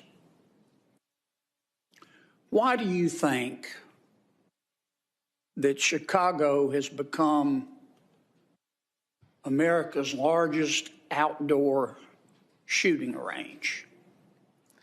Do you think it's because of Chicago citizens who have no criminal record, but who have lawfully a gun in their home for protection or perhaps for hunting? Or do you think it's because of a finite group of criminals who have rap sheets as long as King Kong's arm? So Mississippi, Louisiana, and Missouri actually have higher firearm death rates. Obviously, there's certain... What about Chicago? So I don't live in Chicago. It's not my primary area of research. You don't have an opinion on that? I think there's easy access to firearms combined with environmental conditions, lack of great education. There have actually been studies showing that when you green vacant lots and repair abandoned buildings in urban neighborhoods, you see decreases in gunshots, in violence, as well as in stress and depression in the neighborhoods around them. No disrespect, Doc, but that sounds a lot like word salad to me. Yeah, because you're an idiot. That's why, with a fake-ass accent. Y'all know it's a fake-ass accent. He purposely wants to sound like a Southern hick. That's not how he talked when he was a Democrat. Yeah, seriously. What you heard right there was just perfect, Joe. Oh, let's focus on Chicago. She went, higher Mississippi, Louisiana, your state. What about Chicago? How about you focus on the state your punk ass from? That's right. I mean, it's an interesting thing. You have folks in the southern states that talk about freedom and talk about opportunity and hands off and all of these other things. But the fact of the matter is, those states have some of the poorest outcomes. They have some of the poorest educational outcomes. They're some of the poorest states. Those of us in California and other liberal states tend to pay a lot for them, more than they pay for us, as it were. And yes, as it turns out, there is a lot more in terms of free-wielding gun possession, gun violence, and all of these other things that are going on in ways that they want to overlook. You know, you either have Ted Cruz, somebody who's technically intelligent but doesn't have a whole lot of common sense and wants to steer the discussion into having something else, or you've got, John Kennedy and Tommy Tuberville, who, I'm not always sure that they can actually spell their names. They're actually not very smart at all. And so the fact of the matter is, you have to, separate the wheat from the chaff a bit here. This slow drawl or this fast intellect, Harvard educated, but no common sense. Racist tendencies, ignoring dealing with the immigration problem, where a whole lot of people that are coming to this country because it's a shining city on the hill, people that look like Ted Cruz and John Kennedy employ all the time, which is why they keep coming. You have to either create a pathway or figure out what's going on. You cannot put everybody in jail You can put everybody in jail and win elections, but you're not going to put everybody in jail and solve problems, particularly when a lot of the folks that you put in jail, you put in jail for nonviolent offenses, or you put in jail because they're people of color, more likely to be put in jail, to be in those situations because they don't have the resources. So once again, it's them talking out of each side of their mouths and not doing what it is that they need to do. They sit here and just run their mouth, but they love talking about Chicago, Randy, but he don't want to talk about New Orleans. Oh, yeah, he ain't trying to talk about that. I mean, really, it's just, to me, such racist rhetoric. And anyone who, I mean, they don't even try to hide it. It's so disgusting. They always want to talk about Chicago. And it's always, they want to me, act as if Black people are the ones who are, are the problems with the guns, and that, everybody, these white women, to me, is the way it sounds, are coming home and trying to just be home safely and protect themselves. I mean, they never want to mention, who's doing the most mass murders and things like that. I mean, just clear-cut racism, in my opinion. And the way, and then even with the opioid epidemic, it's not because the pharmaceutical companies that they very much are funded by are the issue. It's coming over from China. And that's the issue. Like, there is no responsibility whatsoever. There's like these good old boy Americans who want to not take accountability for any issues whatsoever. And they want to steer everyone away from actually doing the research and finding out what's going on, particularly in their states. And just, it's like the Fox News, just focus on the headlines that are wrong. The same story over and over again. They make me sick. I can't believe that Cruz isn't in Mexico. Like, he usually runs away when there's something important to talk about. Bottom line here, Toron, is this is the game that they play. And this is where, with witnesses, you got to sit here and say, yep, we're going to bring up your state. We're going to bring up cities in your state. And so, again, this is the game they love to play. And this is no different than when I decimated and destroyed Philip from Indianapolis. And really, he was from a suburb in Indianapolis. When he kept bringing up Chicago, I was like, but you can't focus on Indianapolis. Bottom line is, when they say Chicago, that's their new N-word. Chicago is their new N-word. Mm-hmm. Oh, yeah. And you know what? That hearing wasn't even about trying to get to the bottom of a crisis or getting to real information. Cruz and Senator Kennedy were playing to their base. That's stuff that's what they were doing, was putting together as talking points and sound bites and fodder that they can take back to their constituents and say, see, I'm fighting for you. Now, when I say I'm fighting for you, I don't mean your brown people and you Black people. I mean you scared people who are nervous about these boogeymen coming over the border. That's really all I heard over the whole conversation from both of them. It's basically setting up a scenario where you had this image of the scared white woman on the train, like from Death Wish or something like that, scared of these Black people and these brown men that are to come and take advantage of her, a violator. That's what that's about. It's about scaring the hell out of the people who listen to you. And we have to be honest, though, even though it sounds ridiculous, there is a very large base of people who swallow that rhetoric and believe in it. And I can't believe the other guy I'm not really familiar with, but he sounds like Foghorn Leghorn, or the white man that was on In the Heat of the Night. Not the sheriff, but the one that Sidney Poitier had to deal with on the movie when he slapped him and stuff like that. It's like, Mr. Endicott, he sounded like that. I'm like, and you saying that's a fake accent, why are you even talking like that? You would only do that if you're trying to present yourself like this hardcore Southern sheriff like Bull Connor that's going to swoop in and save all the flower of white womanhood from these boogeyman Black people that are coming in. That wasn't about trying to get to the bottom of anything. It wasn't even about a hearing. It was about trying to embarrass the people on that panel and wasting their time and making yourself look like the defender of the flower of white womanhood, like we're in the Deep South. And again, just so people think I'm not joking, the dude is fake. Remember, Gary Chambers ran against him for the United States Senate, and Gary actually featured this fool in an ad that showcased what he actually sounded like. And I'm trying to pull this up now. And I remember when we ran it, because people thought, okay, surely you're joking. But no, Senator John Kennedy used to be a Democrat. He used to be a Democrat. And I'm having some issues here. I'm trying to see if I can pull it up. Used to be a Democrat, y'all. And when he was a Democrat, now mind, he also went to Harvard, so he loves talking about elites and stuff along those lines.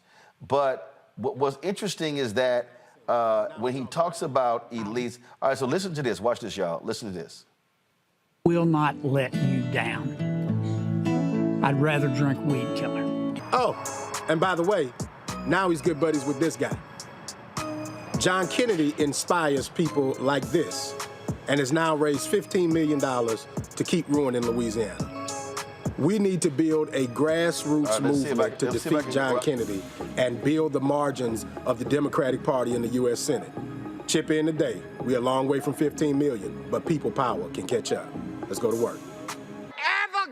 Avocado toast eating insiders elite. Y'all, he was sitting here. Okay, so hold on. I'm going to try to run it back. So let's see if I can play this again. Because I cracked up laughing when I saw the ad. Let's see here. I don't know why it's jumping on me. Let's see if I can restart it, because I was just, like I say, it cracks me up every time I even hear it. Go to it now. And this is my opponent, John Kennedy. He used to be a Democrat that talked like this. Well, we have another program here at Treasury that we're very proud of. But then he became a Republican, switched accents, and now he talks like this. I will not let you down. I'd rather drink weed killer. Oh. The dude's a fraud. He's an absolute fraud. You know what that sounds like? You know when George Wallace first ran in was it Alabama? It was Alabama, right? George Wallace, when he first ran, he ran on a sort of progressive platform, and he didn't win. And I'm not going to say what he said, but he said after he lost that first battle, he said, "I'm not gonna be out N-worded again." And that's when he turned into the George Wallace that we know. Hold on, I'm gonna play one more. I'm gonna try to see. Let's see. Listen to this. Future decision or what? Well, Arthur, we've been friends a long time, and I think you know the answer to that question. I'm a Democrat. I support Senator Kerry. I have endorsed Senator Kerry, as you have, as Chris has. He's the nominee of our party. Now you notice how all of a sudden he was trying to move to the act. Dog, you don't talk like that. Go ahead. Nah, man, it sounded like like I said, man, it's almost like the situation with George Wallace. George Wallace didn't start out going segregation now and segregation tomorrow.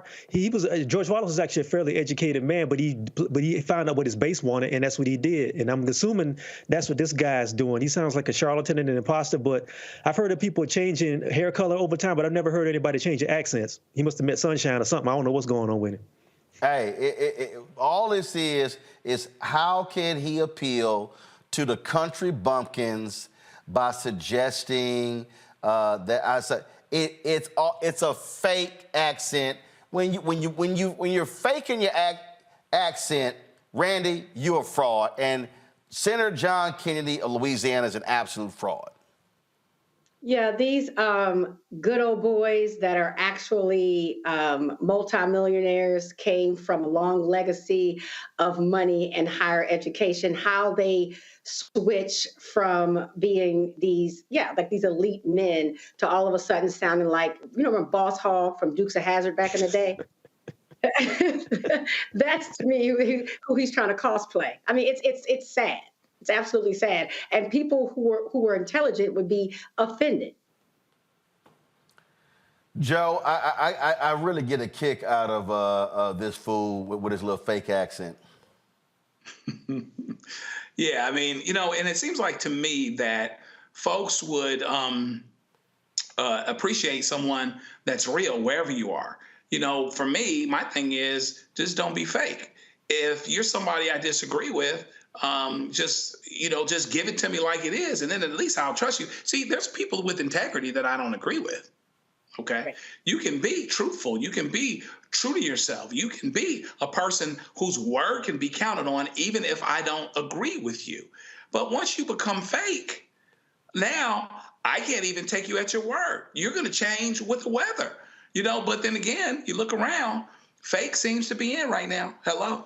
Yep. Trust me. If y'all go to YouTube, and he is down for some of the dumbest viral moments in the United States Senate.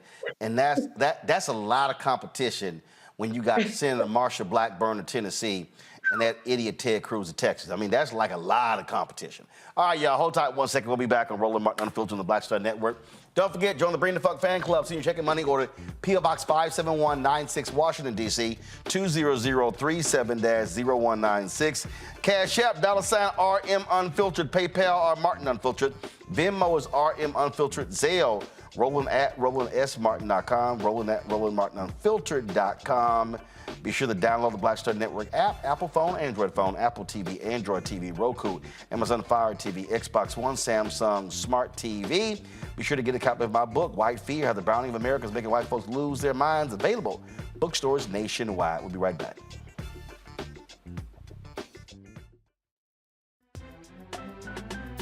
I'm Faraji Muhammad, live from LA. And this is The Culture. The Culture is a two-way conversation. You and me. We talk about the stories, politics, the good, the bad, and the downright ugly. So join our community every day at 3 p.m. Eastern and let your voice be heard. Hey, we're all in this together. So let's talk about it and see what kind of trouble we can get into. It's The Culture, weekdays at 3, only on the Black Star Network. Hatred on the streets, a horrific scene, a white nationalist rally that descended into deadly violence. White people are losing their damn minds. As an angry pro-Trump mob storms the U.S. Capitol, we've seen shooting. We're about to see the rise of what I call white minority resistance. We have seen white folks in this country who simply cannot tolerate black folks voting. I think what we're seeing is the inevitable result of violent denial. This is part of American history. Every time that people of color have made progress, whether real or symbolic, there has been what Carol Anderson at Emory University calls white rage as a backlash. This is the rise of the Proud Boys and the Boogaloo Boys. America, there's going to be more of this. Here's all the Proud Boys, guys. This country is getting increasingly racist in its behaviors and its attitudes because of the fear of white people. The fear that they're taking our jobs, they're taking our resources, they're taking our women. This is white fear.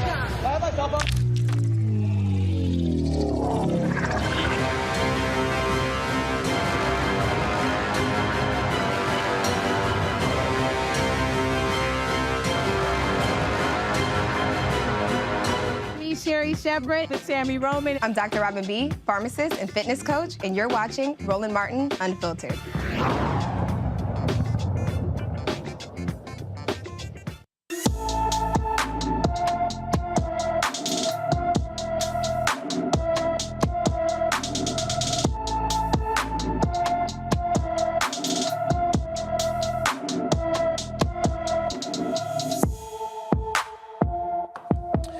Bobby LaRon Pipkin was last seen leaving a family member's birthday party in Wilmington, Delaware on November 25th.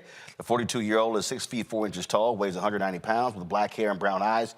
He was wearing black jeans, a black shirt with a Simpson character, a black hat, black glasses, and a chain that says Genius, G-E-N-Y-U-S. Bobby has a scar above his left eye and a dent by his left eye that looks like a teardrop. He has several tattoos, a microphone on his arm, the name Change, and Elijah on his arms, Janet, the K of Heart, and Fearless King on his hands. Bobby was driving a black 2021 Mitsubishi Outlander Sport, license plate number LJY4214, which is also missing.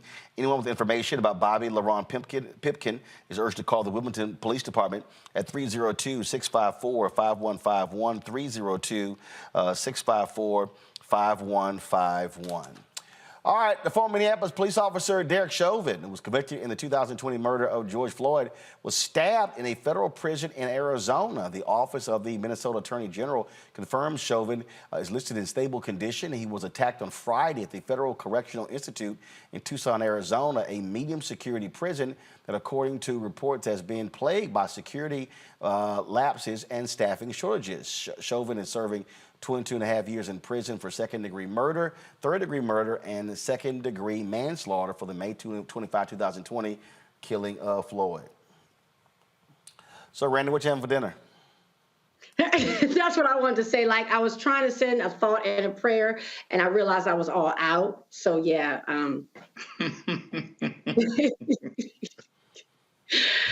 Ooh, and yeah. Yeah, hey, you better get back to work and do that time. That's what's up. That's what's going on. Keep your guards up. You only got 22 more to do. You're gonna do 85%. You in Fed. This is Fed time, bro. This is Fed time. That's what Tupac used to say. It's time to do Fed time. Won't see parole. Imagine life as a conflict. It's getting old. Don't get me quoting Tupac, but in any event. What you having for dinner? Grits and sugar? Sugar on your grits still, Roland? Hell yeah. It's sad. Absolutely. I don't give a damn what y'all think. You do sugar on grits, man? You damn Skippy. Doesn't it make you just look at them differently? Any of y'all paying for them? No, because I put butter and salt on mine. Like not now one of y'all paying for my food, so I don't give a damn what y'all think. I don't care. Roland is very adamant about this issue, for sure. I don't know. Actually, I don't even think about it. I do not care. Man, that's the up north stuff, man. Down south, people grits. I think I did actually treat to lunch that day that I paid for the sugar and grits. Didn't care then. Now, I put some sugar on my minute rice, butter, sugar, and milk. I'll do that. Right. Both y'all just admit y'all country as hell. Oh, yeah, as a Negro sandwich. Mm-hmm. Oatmeal with some sugar on it this time of year when it's cold, that's it right there. But not if you're going to do oatmeal, use brown sugar. True. Agreed. True. Thank you. Agreed. Thank you. Thank you. And I still don't give a damn what y'all think. I give zero. I give the same thought about y'all opinion about me putting sugar on grits as I do about Derek Chauvin being stabbed in prison. So we're not gonna put a fund together for him to get him some protection or something? No. Like in boxing, protect yourself at all costs till the bell rings. Right, that's it. And his bell's gonna ring in about 20 years. Yeah, you got 21 and a half more. Hey, I don't care. Get on back to work. I literally do not care about Derek Chauvin. And if you hadn't killed George Floyd, your ass wouldn't be in prison. So, well, he would be in prison for 1 year because he did get charged with tax evasion too. This good citizen that people tried to make him to be. He did get a year for tax evasion, major tax evasion. And his wife, I think, had to do what's appalling now is that if he lives, he's got a date. He'll actually get out one day. That's what's cold about it. It's going to be a hell of a 21 years, no question about that. But if he makes it, he actually has a date. He actually is going to get out. I don't know what to say, man. All I can say is just invest in cigarettes. That's the only thing I can tell you, and just keep your guard up. Best of luck. Sure, yeah. Y'all still talking about him? No, I'm through. Got you. All right. I don't really care. And you damn right. Sugar on my grits. Folks, hundreds attended the memorial service to former First Lady Rosalynn Carter today in Atlanta. Former Presidents Jimmy Carter, Bill Clinton, President Biden, Vice President Kamala Harris, and all 5 living and current former First Ladies, Jill Biden, Michelle Obama, Laura Bush, Hillary Clinton, and that Trump woman, were seated at the front of the Glen Memorial United Methodist Church on the Emory University campus. Pastor Tony Loughton delivered some brief remarks thanking the Secret Service and also talked about the former First Lady. Maya Angelou wrote, "When great trees falls. When great trees falls, rocks on a distant hill shudder, and lions hunker down in tall grasses, and elephants lumber after safety. When great trees falls in the forest, small things recoil into silence, their senses eroded beyond fear. When great souls die, the air around us become light, rare, and sterile. We breathe briefly. Our eyes are filled with hurtful clarity, and our memory suddenly sharpens, examines the words unsaid and promises of walks never taken. But did you know that in Isaiah chapter 40, verse 28 says, Do you not know, and have you not heard? The Lord is the everlasting God, the creator of the earth. He will not grow tired or weary, and his understanding no one can fathom. He gives us strength to the weary and increases the power of the weak. And even youths grow tired and weary, and young men stumble and fall. Here's where I shout and get happy. Chip, it says, but those who hope in the Lord will renew their strength. They will soar on wings like eagles. They will run and not go weary. They will walk and not faint.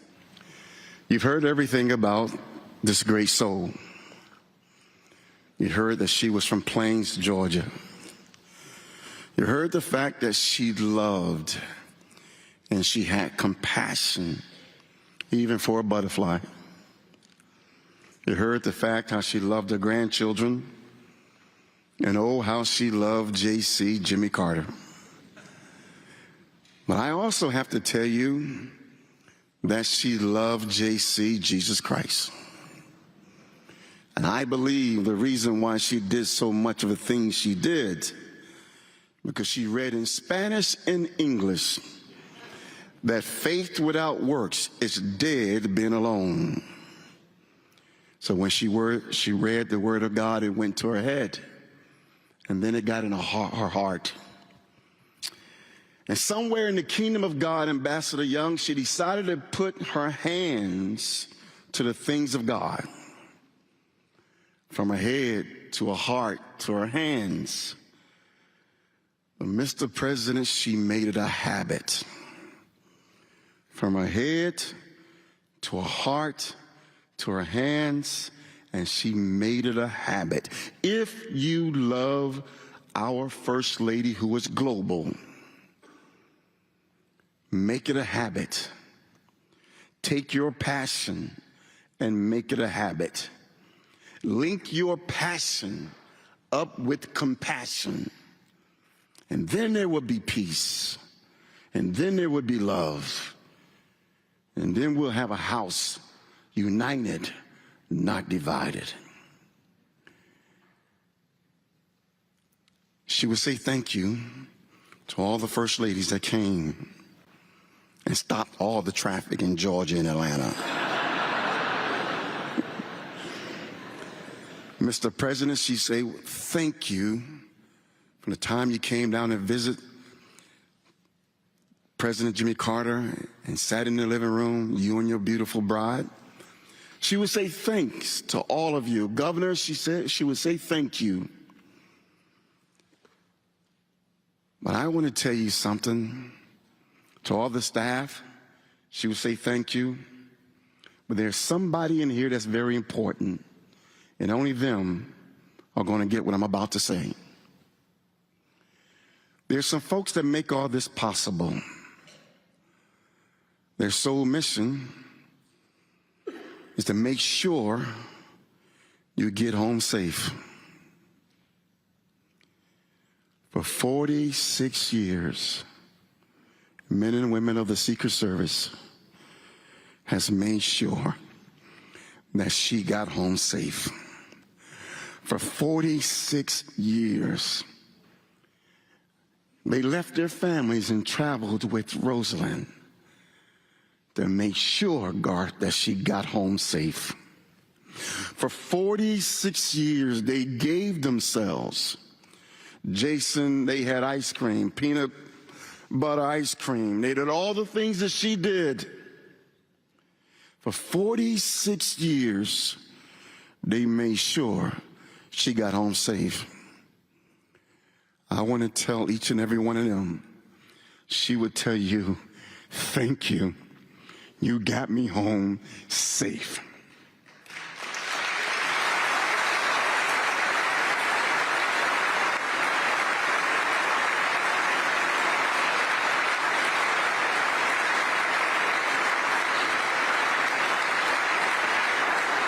Oftentimes, Mr. President, we don't acknowledge those who keep us safe.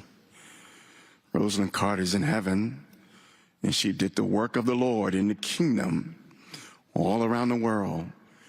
And Don and all the directors for 46 years got her and her family home safe. And I say thank each and every one of you, those that are standing post and those that are listening on the radios right now. Thank you. And she loves you, and ain't nothing you can do about it. All right, I must say probably one of the funniest moments of the funeral was when the Carter's grandson got up and spoke. Y'all, check this out. Thank you all.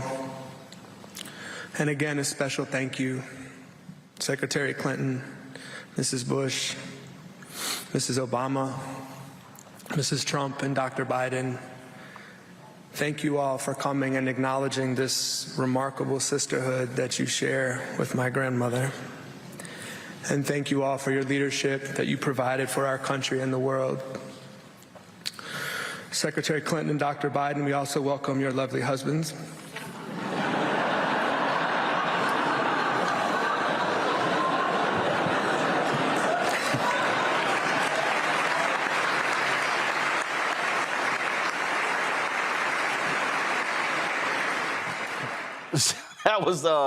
That was pretty funny. Of course, President Bill Clinton, President Joe Biden there, Presidents Obama, George W. Bush, and that fool, they were not there at the funeral, but the First Lady was there. Like I said, Vice President Kamala Harris and Second Gentleman Doug were there as well.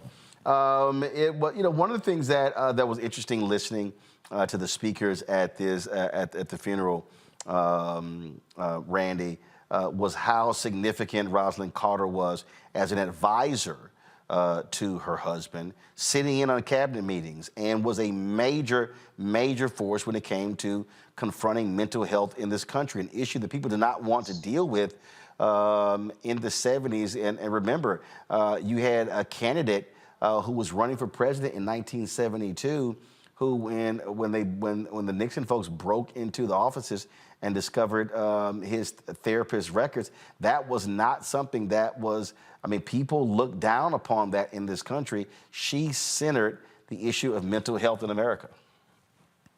Yeah, I was thinking about, going back to our earlier conversation about people being disingenuous with who they are and trying to be something that they're not. And the Carters have always been the absolute opposite of that, and, have been their true Southern selves, but also at the same time been pioneers in pushing us through to deal with topics that weren't discussed before. I think she was genuinely a first lady that people will forever hold in high regard.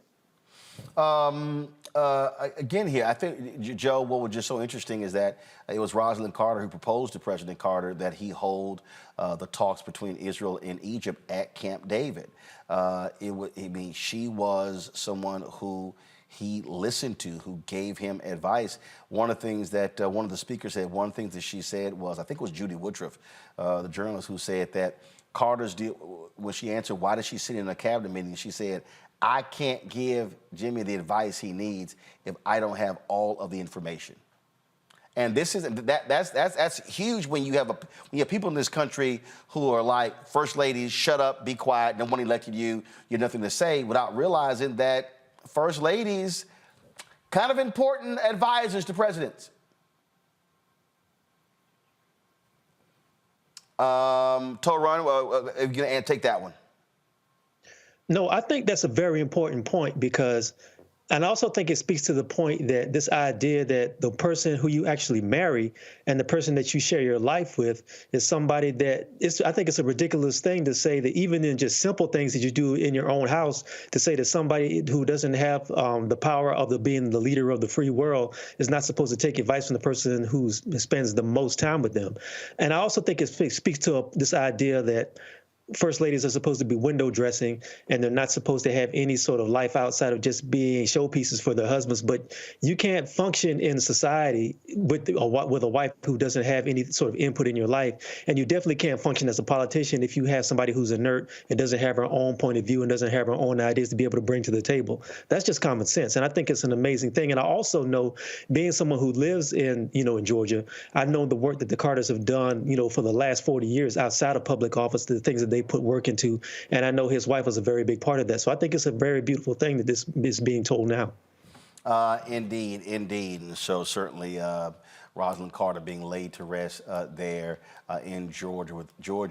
It'll be happening at their home in Plains, Georgia. Also, folks, another loss, soul singer and New Orleans native Jean Knight, best known for her 1971 hit, Mr. Big Stuff, is now an ancestor. The family released a statement saying she passed away on Wednesday. The Louisiana Music Hall of Fame inductee released her first song, a cover of Jackie Wilson's song Stop Dogging Me Around, in 1965. Her success climbed in 1971 with the release of Mr. Big Stuff, which landed her a deal with Stax Records. The hit sold more than 1 million copies and earned her a Grammy Award nomination in 1972 for Best Female R&B Vocal Performance. Songstress Jean Knight passed away at the age of 80. Folks, that is it for us. Let me thank Randy, Toran. Let me thank Joe as well. I appreciate y'all being on today's show. Be sure to have a great day. Folks, I'll be back tomorrow. First, I'm going to be at North Carolina A&T speaking to their students tomorrow morning. I'm flying out in a couple of hours, but I still will be back in time for tomorrow's show. So look forward to that.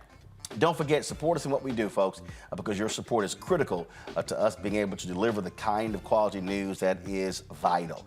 So you can send your check and money order to P.O. Box 57196, Washington, D.C. 20037-0196. Cash App, $ RM Unfiltered. PayPal, R Martin Unfiltered. Venmo is RM Unfiltered. Zelle, Roland at RolandSMartin.com, Roland at RolandMartinUnfiltered.com. And of course, you can download the Black Star Network app, Apple phone, Android phone, Apple TV, Android TV, Roku, Amazon Fire TV, Xbox One, Samsung Smart TV. Don't forget, you can watch our 24-hour, 7-day-a-week streaming channel on Amazon News. If you go to Amazon Fire and then go to Amazon News, tell Alexa to play news from the Black Star Network. You can watch us on Plex TV, Amazon Freevee, and of course, Amazon Prime Video. And be sure to get a copy of my book, White Fear, How the Browning of America is Making White Folks Lose Their Minds, available at bookstores nationwide. Folks, that's it. I will see y'all tomorrow. Holla!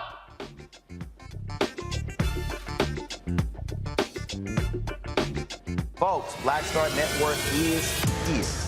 Oh, no punches! I'm real revolutionary right now. Support this man, Black Media. He makes sure that our stories are told.